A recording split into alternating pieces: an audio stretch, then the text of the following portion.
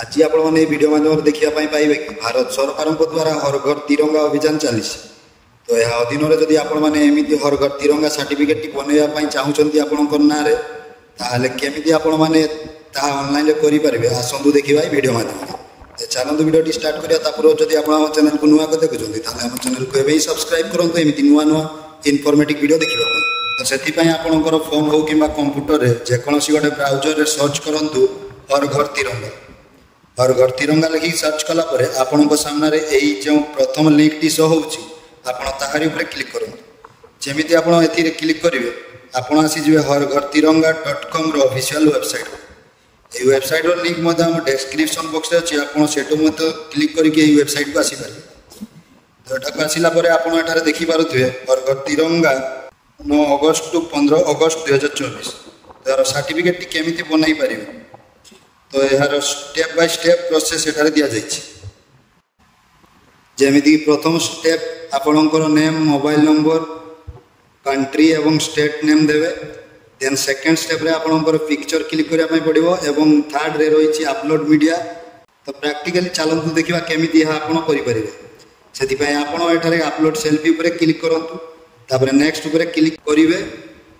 Then एठारे आपणकर नाम टी लिखापी पड़ो तापर आपणकर मोबाइल नंबर टी एठारे देवे। देन आमर कंट्री टी चूज करूँ इंडिया।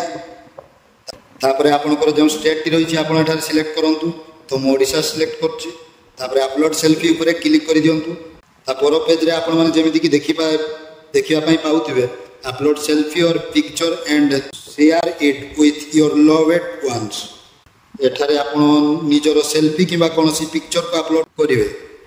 जदि आपण मोबाइल किबा लैपटॉप रे प्रोसेस टी आपण करूछंती ताले एठी आपण क्लिक पिक्चर उपर क्लिक करिकि आपणकर लाइव फोटोटी को आपण एठारे कैप्चर करि परिबे।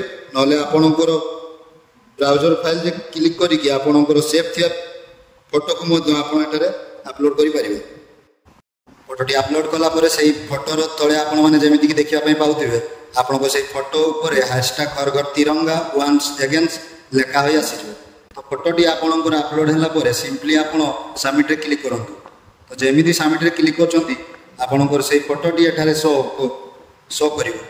तो आपण चाहिए डाउनलोड इमेज उपर क्लिक करी आपणकर सेही फोटोटी को डाउनलोड करि परिबे एवं जेकोसी सोशल मीडिया रे आपणकर एही फोटोटी को शेयर करि परिबे। तापर आपण जनरेट सर्टिफिकेट उपर क्लिक करंतु।